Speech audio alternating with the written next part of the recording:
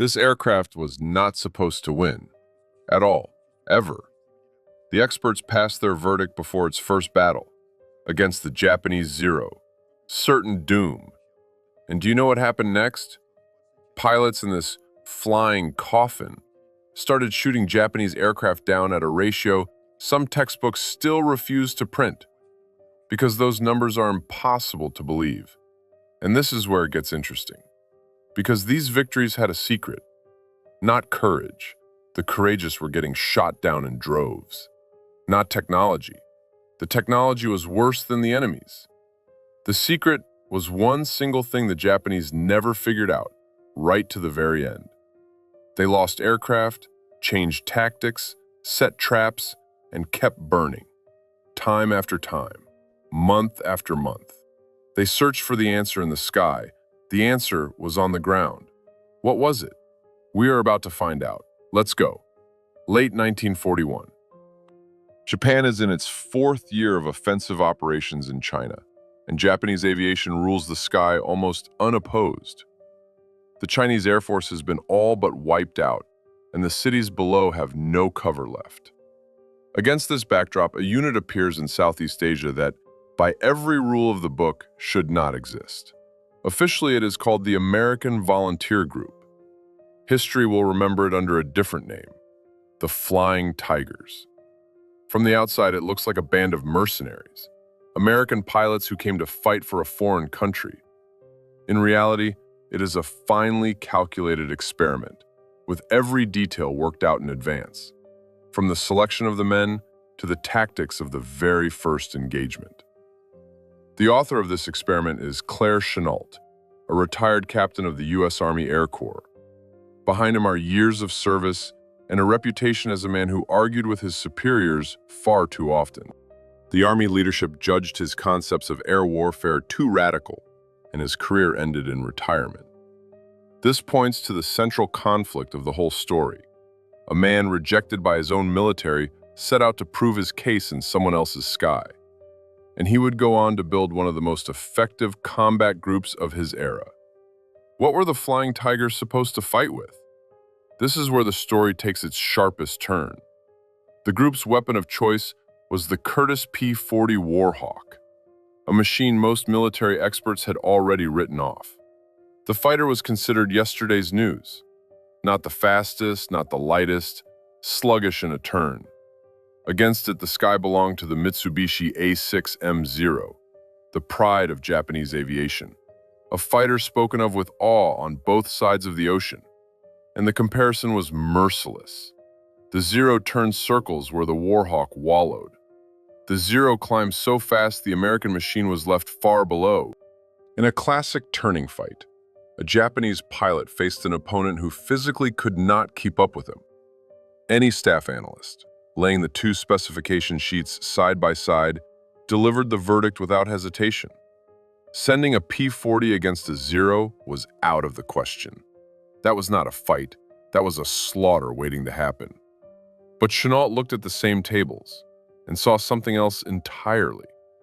While the experts were burying the Warhawk, the retired captain spotted in it qualities no Japanese fighter possessed. Toughness. Crude, heavy, American structural toughness that absorbed hits capable of snapping a Zero in half. And one more trait almost nobody paid attention to. In a dive, the heavy P-40 accelerated to speeds the light Japanese fighters simply could not reach. What the handbooks recorded as a flaw, excess weight, turned into an advantage the moment the machine dropped from altitude. Chennault refused to treat the aircraft as a set of numbers on paper. To him, the Warhawk was a tool for a specific job, and he defined that job himself around the machine's strengths. Do not chase the Zero through turns. Do not compete in rate of climb. Strike where the Japanese pilot has no answer. In essence, the retired captain did what entire staffs had not dared to do. He flipped the question itself. Not which aircraft is better, but how do you win with what you have? That simple, almost heretical idea would soon cost Japanese aviation hundreds of machines. How did a retired captain know how to beat the finest fighter in the Pacific? The answer is an awkward one for every staff headquarters in the world. He simply watched. While Washington was drawing theoretical diagrams of air warfare, Chennault spent years in China observing real combat. He took notes. He compared. He broke every Japanese attack down into its components. By 1941, he held something no intelligence service possessed: a detailed anatomy of the enemy. With two weak points you could strike. The first weakness was psychological. Japanese pilots were raised on the cult of the maneuvering fight. Their school, their tradition, their pride was the turning duel, where victory goes to the man who banks harder. They dragged every opponent into a horizontal carousel, and in that carousel the Zero was unbeatable. But that was precisely the trap. The Japanese pilot always fought this way, predictably, by the same script every time. And a predictable enemy is an enemy you can catch. The second weakness was a matter of metal, or rather, the absence of it. For the sake of phenomenal lightness and agility, Japanese designers sacrificed everything. No armor plate behind the pilot's seat, no self-sealing fuel tanks. The Zero was a brilliant fencer without chainmail. One accurate burst, and the miracle of Japanese aircraft engineering caught fire in midair. This goes back to the fundamental choice of the Japanese school. They built an airplane for attack and forgot defense entirely. Against these two weaknesses, Chennault set the two strengths of his obsolete P-40. Structural toughness that allowed a pilot to survive a mistake, and diving speed the Japanese fighter did not have. Out of this arithmetic came the doctrine known as hit and run, or in pilot's language, boom and zoom. It sounds simple. In practice, it was a rigid system, scripted down to the second. Pilots operated only in pairs, no lone heroes. The attack began from superior altitude. A pair of Warhawks dropped onto the enemy in a steep dive, building up speed the Zero could not match. One burst, a single short aimed burst. But for an unarmored Japanese fighter, that was enough. Then immediate withdrawal. No turning back for a second pass, no attempts to finish the cripple. The machine shot downward at diving speed, cleared the combat zone, and climbed back to altitude for the next run. And here's the key thing that separated Chennault's doctrine from fine words. The turning fight was forbidden. Not discouraged, forbidden outright as a breach of orders. A pilot who let himself be dragged into a horizontal dogfight was exposing his machine to the enemy's strongest suit and was treated as a man who had broken discipline. Chennault hammered a simple truth into his people. Heroics in a turning duel against a Zero are not courage. They are a gift to the enemy. You fight only where your aircraft is strong, and never where the other man's is. In effect, the retired captain stripped Japanese aviation of its trump card before a single aircraft had been shot down. The Zero's maneuverability, the thing armor had been sacrificed for, the thing an entire empire took pride in, ceased to matter. What does it matter how tightly you turn if your opponent falls on you from above, fires one burst, and vanishes before you have even begun your bank? The finest fighter in the Pacific was preparing for a fencing match, and it was about to be shot from a distance. The doctrine of one burst, one kill sounds impressive right up to the moment you ask the obvious question. What exactly do you shoot with? A Tiger's pilot had 2 or 3 seconds of firing contact for the entire attack. Miss, fail to finish the job, leave the enemy a chance, and you have already flashed past and down, while the Zero is intact and angry. There may be no second pass, which means the weapons had to carry out the sentence on the first squeeze of the trigger. And here, the obsolete P-40 delivered another surprise to those who had buried it. The Warhawk carried 6 Browning machine guns, not scattered across the airframe at random, but assembled into a deliberate firing scheme. 2 heavy M2 guns, 50 caliber, 12.7 millimeters, sat in the nose, directly in front of the pilot. These were heavy, utterly reliable engines of fire. The same 50 caliber Browning that America would go on mounting on everything that flew, drove, or sailed for decades after the war. Their rounds punched through skin, shattered spars, wrecked engines. For an aircraft without armor, an encounter with such a burst always ended the same way. The second echelon was 4 rifle-caliber guns, 7.62 millimeters, 2 in each wing. Taken individually, they were considered underpowered against a fighter, and critics loved to point this out. But Chennault was not interested in the power of each barrel. He was interested in the combined density of fire. 6 barrels striking the same aiming point at the same instant did not produce gunshots. They produced a wall. A solid, concentrated stream of metal in which a light Japanese machine had nowhere left to live. This goes to the central calculation of the whole doctrine. The Warhawk's armament was mathematically fitted to the enemy's weakness. Recall what the Zero had paid for its agility. No armor plate, no self-sealing tanks, not 1 spare kilogram of protection. The Japanese fighter was built on the assumption that it would not be hit. The P-40 was armed on the assumption that 1 hit would be enough. 2 seconds of fire from 6 barrels into an unarmored target left the Mitsubishi structure no chance at all. Fuel tanks ignited, wing frames buckled, the machine came apart while still in the air. The result was a hard, almost cynical arithmetic of combat. The Japanese designer had spent years to beat the American in a turn. The American tactician had spent years making sure the turn would never happen. The dive provided speed and surprise.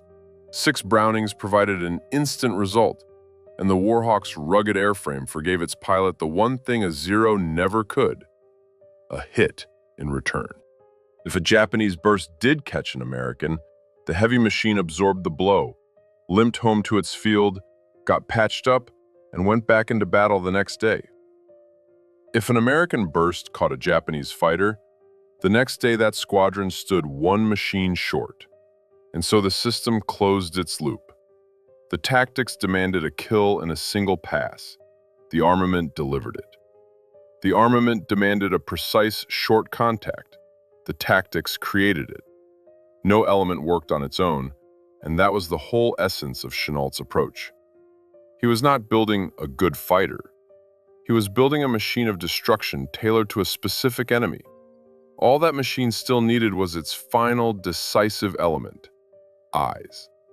Yet even perfect tactics and weapons fitted to them run into one cursed question that ruined fighter forces in every country. Where do you get the altitude? The hit-and-run doctrine only works from above. A pair of Warhawks caught on takeoff or in a climb turns from hunter into target, slow, heavy, helpless before a Zero. To fall on the enemy from superior height, you must know he is coming well in advance, not minutes ahead, tens of minutes ahead. And here Chennault made a move that outweighs everything else in significance. He built eyes, not radar. He had no radar. Not reconnaissance aircraft. There were barely enough planes for combat. He built a network of people. Hundreds of Chinese ground observers scattered across a vast territory, on hilltops, in villages, along roads and rivers, on the approaches to every airfield. Ordinary people with binoculars, telephones, and primitive radio sets. Each one of them taken alone meant nothing. Together they formed a system that no air force in the region possessed. It worked with almost telegraphic precision. Japanese formations lifted off from their bases and headed for their targets. And beneath them, post by post, an invisible network came awake. An observer spotted the group and passed 3 things down the line: course, altitude, numbers. The next post confirmed and refined the report. The data flowed to the center, to Chennault, and the full picture of the raid took shape on the map long before the enemy reached his objective. The Japanese were still in transit, and they were already being counted, tracked, and awaited. This goes to the decisive advantage of the entire campaign. The Tigers took off not to search for the enemy, but to carry out an execution on schedule. While Japanese formations plowed along their routes, pairs of Warhawks calmly gained altitude off to the side, took position up sun, and waited. The enemy himself arrived at the point where a vertical blow from above was waiting for him. Surprise! The chief weapon of any raid, the trump card on which the whole Japanese air war in China rested, had been stolen. And stolen not by technology, but by organization. Let us call things by their names. In effect, a retired captain assembled, out of telephone wire and peasant eyes, the prototype of a modern, centrally controlled air defense system. Detection, warning, target tracking, vectoring interceptors from a single center, everything that years later would become standard for any air power and would require radars, computers, and command posts. Chennault implemented with the technology of the previous century. The British in the Battle of Britain leaned on their radar chain. Chennault had no radar chain, so he replaced it with people and achieved a comparable result. Thus, the final part of the machine fell into place. The tactics dictated how to strike. 6 Brownings guaranteed the result of the strike. The observer network answered the questions of where and when. Japanese aviation did not yet know that it was no longer fighting a handful of mercenaries and obsolete aircraft, but an integrated system in which every element reinforced the others. The war itself scheduled the combat trial of that system for December 20th, 1941, in the sky over the city of Kunming. December 20th, 1941. 10 twin-engine Ki-21 bombers lift off from Japanese bases and set course for Kunming, the hub city at the southern end of China's lifelines. For the Japanese crews, this is routine. Kunming has been bombed before, and every raid has followed the same script. Approach the target, release, turn calmly for home. No fighter escort was assigned to the group. Why bother? In months of raids, the Chinese sky had never once shown its teeth. The crews flew toward the target with the confidence of men doing a familiar job. There was one thing they did not know. They were already being tracked. The moment the bombers crossed the outer line of the observer network, reports began racing down telephone wires and radio channels. Course, Kunming. Altitude, such and such. Strength, 10 aircraft. Post after post confirmed the picture, and at Chennault's command center, the Japanese group's route settled onto the map with the precision of a timetable. The interception was calculated in advance: meeting point, altitude band, direction of attack. The Tigers took off, climbed a superior height, and were in position before the enemy even entered visual range. The ambush was set in an empty, open sky. What happened next is hard to call an air battle. A battle implies contest. There was none. Pairs of Warhawks crashed down onto the bomber formation from above, at diving speed, from a direction no one was watching. The first pass tore the Japanese formation apart before the gunners understood where the fire was coming from. From then on, the system worked exactly as drilled: a pass, a short burst from 6 barrels, a dive away, a climb, another pass. The heavy Ki-21s, stripped of fighter cover, could answer only with the fire of their onboard gunners, and against slashing vertical attacks, that was hopelessly little. The score of that morning entered aviation history. Of 10 bombers, 1 returned to base. 9 machines stayed in Chinese soil, never reaching their target. Not a single bomb fell on Kunming. Tiger losses? 0. This goes to the very essence of what occurred. Over Kunming, there was no melee, but a controlled rout, the execution of a script written in advance, in which the enemy had been assigned the role of target. Every element of Chennault's machine performed exactly. The network saw, the staff calculated, the pilots executed. 6 Brownings delivered the final word.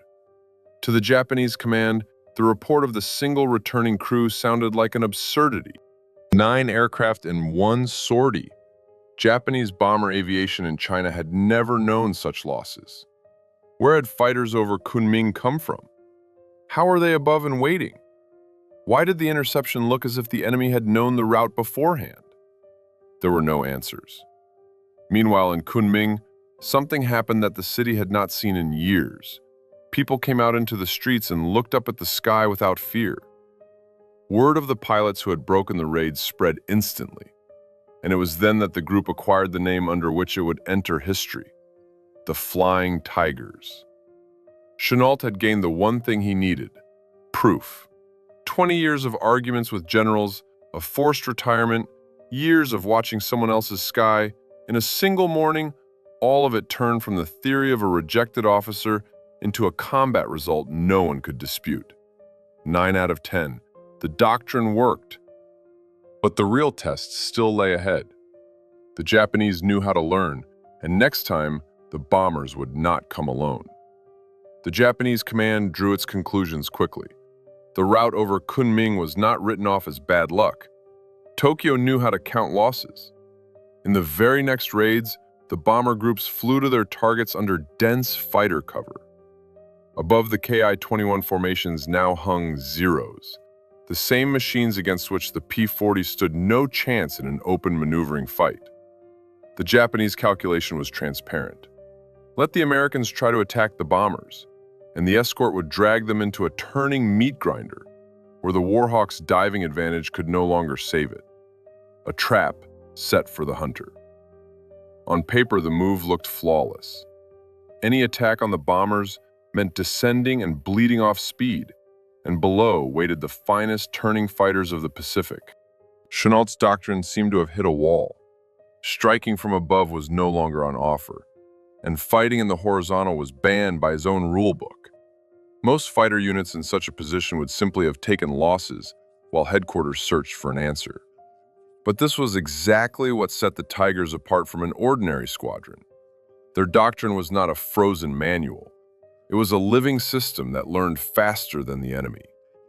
The answer was born right in combat, and it was as elegant as a chess combination.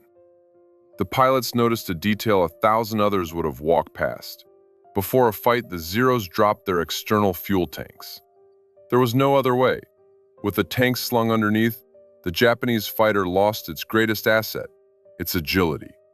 But the long road to the target was impossible without those tanks.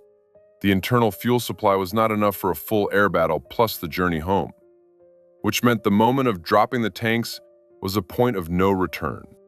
From that second, a countdown started for the Japanese pilot, and the Tigers turned this technical trifle into a weapon.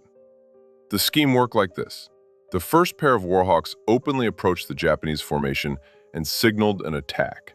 Bold, visible, deliberately provocative. The escort reacted exactly as it had been trained to. The Zeros dropped their tanks and rushed forward, anticipating the turning duel they had prepared for all their flying lives. But there was no duel. The first pair, its role as bait fulfilled, escaped in a dive. The Japanese could not catch it.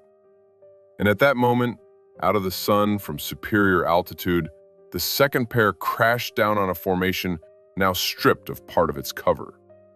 Strike, burst, withdraw, and silence in the sky again. This goes to the most refined part of the design.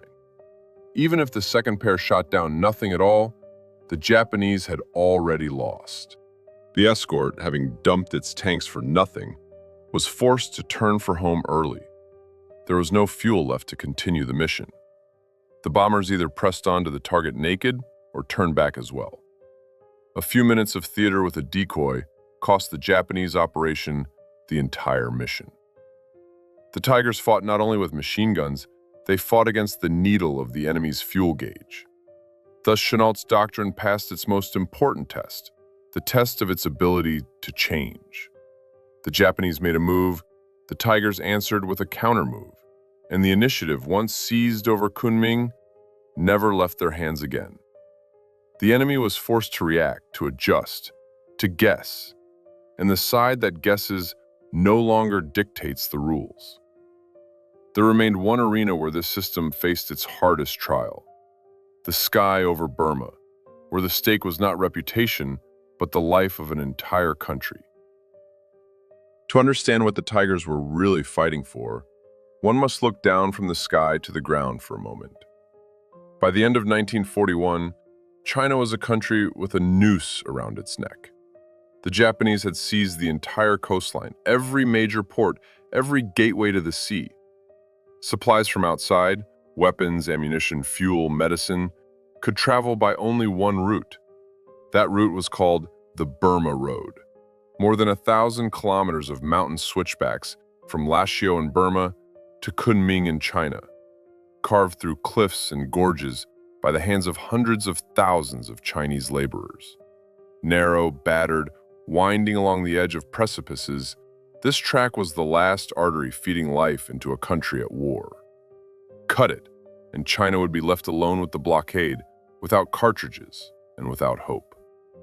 Tokyo understood this no worse than Chongqing did. Japanese aviation received a mission that would decide the outcome of the entire continental campaign. Strangle the road from the air, bomb the transshipment bases, knock down the bridges, burn the truck convoys on the mountain switchbacks, turn the route into a graveyard of machinery. And the Japanese had force to spare for the task. Dozens of bomber and fighter groups with a developed network of airfields stood against a handful of Tigers. The arithmetic read like a verdict. On one side of the scales, the entire air army of an empire. On the other, a few dozen mercenaries flying aircraft their own country had written off as obsolete. It was here, in the Burmese sky, that Chennault's doctrine faced a trial beside which Kunming looked like a warm-up. This goes to the key difference of the new campaign. Over Burma, there was no picking convenient battles.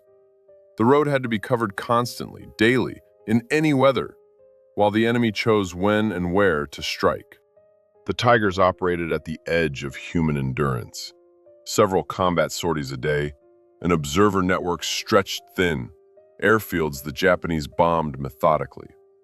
Mechanics patched up riddled machines through the nights by lantern light, assembling one flyable Warhawk out of two wrecked ones. Spare parts were a luxury. New aircraft, a dream. And in these conditions, where by every law of war the group should have been ground to dust within a week, the Tigers did the impossible. They became masters of the sky. Yet another trait of the P-40 came into play, one the pre-war handbooks had kept silent about. Yes, the Warhawk hopelessly lost to the Zero in climbing from the ground to high altitudes. But the air war over the Burma Road was not fought at high altitudes. The bombers came in at medium heights, and precisely there, in that band, the heavy American fighter with its powerful engine accelerated and climbed more confidently than anywhere else. Chennault and his pilots squeezed everything out of this trait. Battles were forced at the altitudes where the machine felt strong, and time after time the enemy discovered that the obsolete fighter was somehow above him. The picture of the Burma campaign shattered every pre-war calculation. Japanese groups set out to destroy bridges and lost bombers before reaching the target. Fighter sweeps combed the sky for the Tigers and found only emptiness, learning an hour later that another of their columns had been hit 40 kilometers away. The observer network, transplanted to the new theater, went on stealing supplies from the Japanese, and the tactics of pairs and the vertical strike went on stealing their aircraft. The trucks, meanwhile, kept rolling. Day and night under bombardment and without it, thousands of vehicles crawled along the switchbacks eastward, and every ton of cargo that reached Kunming was a point scored by the handful of men holding an aerial shield over the road. It deserves to be said plainly, a few dozen pilots, flying aircraft the experts had condemned, held for months a strategic lifeline on which hung the fate of a country of hundreds of millions. Not an army, not an air fleet. A group of volunteers that, by the establishment tables of the great powers, was not supposed to exist at all. The Japanese Empire, which ground up armies and sank fleets, never managed to solve the task its own command had set. The sky over the road of life remained foreign to it. And while truck engines roared in the mountains of Burma, on the Tigers' airfields a tally was already being drawn up that both sides of the ocean would refuse to believe. And now, the score. The one that made this whole story worth telling. The American volunteer group spent 7 months in active combat. Not 7 years, 7 months. In that span, according to officially confirmed records, the Tigers destroyed 296 enemy aircraft. That is the lower bar, the most cautious figure verified against documents. The upper estimates, which count machines that crashed on the way home, were written off after battle damage, or were destroyed on the ground, reach 1,150. The truth, as usual in war, lies somewhere between those numbers, and historians argue about it to this day. But here's what matters. Even if you take the most modest, most skeptical figure, it still refuses to fit in the mind, because across from it stands another number, 12. That is how many pilots the Tigers lost in combat over the entire 7 months. 12 men against hundreds of enemy machines downed, a ratio no fighter unit in the Pacific Theater ever knew, and looking wider, one of the most crushing ratios in the whole history of air warfare. Squadrons of the great powers, equipped with the newest technology, backed by factories, academies, and unlimited supply, never approached such results even in their finest months. And here, a mercenary group flying aircraft their own country had dismissed as mediocre from airfields under bombardment, with spare parts that did not exist. This goes to the central question of the entire story: how? The answer is uncomfortable for everyone accustomed to measuring air power by specification tables. Not through technology. The technology was inferior. Not through numbers. The numbers were laughable. Not through supply. Supply was chronically short.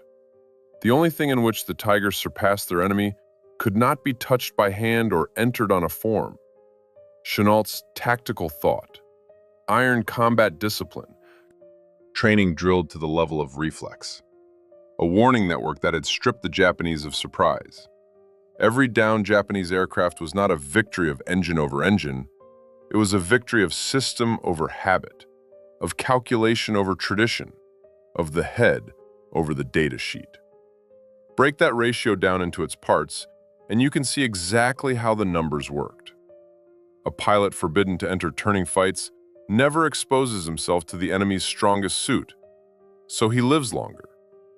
A machine that absorbs hits forgives mistakes, so the pilot comes home, learns, and fights better tomorrow. An attack from superior altitude, guided by early warning, almost rules out an even head-on engagement, so every contact begins with an advantage. Multiply these factors across 7 months and hundreds of engagements, and the crushing score stops looking like a miracle. It is not luck, it is mathematics, built into the system before the first shot was fired. There was another level to this score, one that rarely makes it into the summaries. Every bomber downed over Burma and China meant a bridge left standing, a truck convoy untouched, a depot unburned. Every broken raid meant another day the road of life kept breathing. The Tigers' influence on the campaign in Southeast Asia was measured not only in the wreckage of Japanese machines scattered through the jungle, it was measured in the tons of cargo that reached Kunming, and in the months China stayed standing in the war. A handful of men, fewer than an infantry battalion, fell like a counterweight onto the scales of an entire theater of operations. And one more side of the ledger that the dry reports keep silent about. The enemy's price was not paid in metal alone. In the cockpits of the downed machines, the Empire was losing its best. Crews with years of combat experience, a core that no factory order can reproduce. An aircraft can be built in weeks. A pilot of the Pacific veteran's caliber takes years. The Tigers were striking the Empire in its most irreplaceable resource, and Japan would hear the echo of those losses later, in the great battles over the ocean, when experienced hands in the cockpits began to run catastrophically short. 7 months, hundreds downed, 12 lost. Those numbers are cast into the history of air warfare as a verdict on everyone who believes that technology wins. Thought wins. Technology merely carries it out. This story never had a chance at a graceful ending. By mid-1942, America had been officially at war with Japan for half a year, and the existence of a private volunteer group in a foreign sky no longer suited Washington. The military machine of the United States was spinning up to full power, and in that machine, there was no place for a band of mercenaries answering not to regulations but to one retired captain. The decision was made at the top without asking Chennault or his men. The American volunteer group was to be disbanded, its personnel absorbed into the structure of the 14th Air Force. On paper, it looked like a promotion. Yesterday's mercenaries were being offered official status, ranks, service credit, pensions, the recognition of their homeland. By staff logic, the pilots should have lined up for the privilege. The opposite happened. When it came to signing contracts with the regular Air Force, a large share of the pilots refused.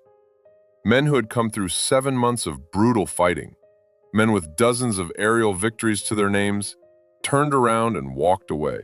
Some to transport aviation, some to the Marines, some home. The Army, handed the most productive fighter group of the theater, failed to keep that group's core. And the reason was not money, though volunteers under Chennault had been paid generously. The reason ran deeper, and it strikes the exact nerve of this entire story. The pilots did not want to trade what worked for what was prescribed. For 7 months they had fought by Chennault's doctrine, and it had kept them alive while delivering a crushing score. Now they were being asked to return to standard Army doctrine, the one that taught men to fight properly, in formation, by manuals written by people who had never seen a zero in their gun sight. The very doctrine that, 20 years earlier, Chennault's arguments against had cost him his career. This goes to the bitterest irony of the whole story. The system that had once squeezed Chennault out of the Army for radical ideas now came to collect the fruits of those ideas and demanded that his pilots renounce them in exchange for insignia. Men who had seen thought in action refused to go back under the rule of the data table. It is worth looking closely at this moment because it says more about war than any communique. A fighter pilot is a man whose life is measured in seconds of combat. Faster than anyone alive, he tells apart what saves him from what merely looks good on paper. And when such men, dozens of such men, vote against official doctrine with their own futures, it is not a whim and not a mutiny of pride. It is a professional verdict. They had seen both systems at work, the Army's, by which they were trained at home, and Chennault's, by which they fought in China. The comparison was conducted not in an academy, but in the sky, where the price of error is final. And the verdict of that jury was unanimous. Chennault himself, unlike many of his men, stayed. The Army that had once shown him the door now brought him back, as a general, commanding air operations in the China theater. From the outside, it looked like triumph. The rejected captain had risen to general's stars. His methods kept hammering the Japanese. His name rang on both sides of the ocean. But inside the system, nothing changed for him. The same staff battles, the same collisions with superiors, the same wall between a man who had seen the war with his own eyes and an apparatus that saw it in reports. The general's stars did not make him convenient, and the system tolerates inconvenient men only as long as it cannot do without them. On the 4th of July, 1942, the Flying Tigers officially ceased to exist. The date carries its own symbolism in American history, Independence Day. On that day, the most independent air unit of the entire war came to its end. A group recruited on contracts, fighting under a foreign flag, listed in no establishment table, left history undefeated. In 7 months of combat, Japanese aviation never managed to break it. It was not the empire that broke it. It was an order from its own capital. Yet here's what neither the order nor time could accomplish. You can disband a unit. You cannot disband a reputation. The shark's mouth on the Warhawk's noses, the group's visual signature, spread across all of American aviation and lives on combat aircraft to this day, decades later. The pilots who left the group carried Chennault's methods into every fleet and every army where they went on to serve. And the story itself, of a handful of men who, in written-off airplanes, smashed the air armada of an empire, began to live apart from its heroes, as a proof that no order and no manual could repeal. Proof that in war, victory goes not to the side with the newer machines, but to the side that thinks better.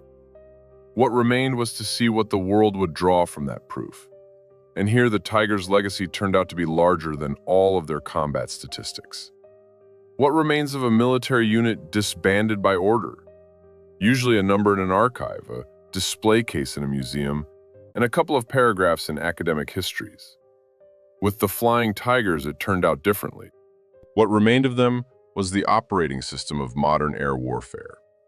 That sounds grand, but it is easily tested. Take the three principles for which Chennault was once squeezed out of the Army and check where they stand today. All three lie at the foundation of combat training in every serious air force on the planet. What was called the heresy of a retired captain in the 1930s is called the alphabet today. It is taught to cadets in their first year, and few of those cadets know the price at which that alphabet was written. Lesson 1. Tactics and training outweigh absolute technical superiority. Before the Tigers, this statement was considered a fine phrase for memoirs. After the Tigers, it became a measurable fact. Hundreds downed against 12 lost, on equipment inferior to the enemy's by every parade ground specification. That fact could not be hushed up, and military thought took it into service. Decades later, when American aviation in Vietnam began taking unexpected losses against lighter, more agile enemy fighters, the answer was not a crash program to design a new aircraft. The answer was a school. The famous air combat training programs, including the one the world knows as Top Gun, were built on Chennault's foundation. Study the enemy's machine better than he knows it himself. Find the regimes where your own equipment is stronger and force the fight to happen exactly there. Eras changed, piston engines gave way to jets, machine guns to missiles, but the formula of victory derived in the Chinese sky did not change by a single letter. Lesson 2. Fighters must be directed from the ground. Before Chennault, air combat was a matter of the pilot's eyes and luck. Take off, search, find, or fail to find. The network of Chinese observers with telephones proved that interception is not a hunt, but mathematics. Detect the enemy in advance, compute the meeting point, bring your machines into a position of advantage before the first visual contact. Today, that principle is embodied in airborne early warning aircraft, in ground command centers, in satellite systems, and secure data links. A modern fighter receives the picture of the battle before its pilot sees the enemy with his own eyes. And that is the direct continuation of the telephone line running from a Chinese village to Chennault's command post. The cost of the equipment has changed. Instead of a peasant with binoculars, an aircraft worth hundreds of millions. The logic has not changed. Victory goes not to the man who sees better from the cockpit, but to the side that knows sooner. Lesson 3. The enemy's weakness is a target to be struck systematically. Chennault was the first to turn the study of the enemy from an amateur pastime into an industrial process. Years of observation, a card file of maneuvers, a debrief of every engagement, the search for the vulnerability, and the construction of an entire tactical system around it. The Japanese sacrifice protection for maneuver. Therefore, the fight is built so that maneuver never comes into play, and every hit becomes fatal. Today, entire institutes do this work. Analysis of enemy equipment, doctrine, training programs, and habits is a mandatory part of preparing any modern operation. The discipline has offices, budgets, and academic degrees. At its source stands a retired captain with a notebook, sitting on Chinese airfields and writing down how other men's fighters turned. This goes to the most uncomfortable conclusion of the entire story. The military system recognized that Chennault was right only after he had proved it outside that system. Inside the army, his ideas were considered harmful for 20 years. It took a man leaving, gathering mercenaries under a foreign flag, and inflicting on the enemy a rout without parallel. Only then did the manuals begin to be rewritten. How many such Chennaults in other armies and other eras never received their china, their chance at proof, is a question history answers with silence. Perhaps that is the fourth and greatest lesson of the Flying Tigers, the one not printed in the manuals.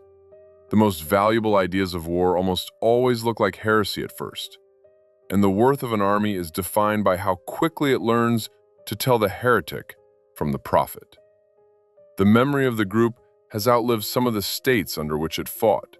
The shark's mouth painted on the Warhawk's cowlings became the most recognizable symbol of combat aviation in the world. It was painted on attack aircraft in Vietnam, on machines in the Gulf, and it bears its teeth on the noses of warplanes to this day. In China, the Flying Tigers are remembered at the level of the state. Museums, memorials, ceremonies. The country has not forgotten the men who held its sky in the darkest hour. For decades, veterans of the group remained honored guests on both sides of the ocean, and Chennault's name is carried by streets, air bases, and lecture halls. And yet the chief monument is neither bronze nor museum glass. The chief monument to the Tigers is that their story refuses to grow old, because it is not about 1941 and not about piston engine fighters. It is about the eternal argument humanity conducts with itself. What decides the outcome of a confrontation? Resources or reason? 7 months in the sky over China and Burma answered that question with a clarity that decades, new wars, and changing technological eras have failed to blur. An obsolete aircraft, a rejected officer, a handful of volunteers, against the air armada of an empire, and a sky they did not surrender. If one thought is to be carried away from this whole story, let it be this. In war, in work, in life, the specification table has never been a verdict. The verdict is delivered by the head. So it was over Kunming, so it will always be. And here, the story of the Flying Tigers comes to an end, but not the story of the lessons they left behind. If you found this account worth your time, hit the like button. For this channel, it is the clearest signal that stories like this one should continue. Subscribe if you have not already, and be sure to ring the notification bell. Otherwise, the next episodes will simply pass you by. And there are plenty ahead. Forgotten machines, secret projects, the fates of designers and pilots that stayed untold for decades. Tell us in the comments which story of military aviation you would like to see next. We read everything. Thank you for watching to the very end. See you in the skies of the next episode.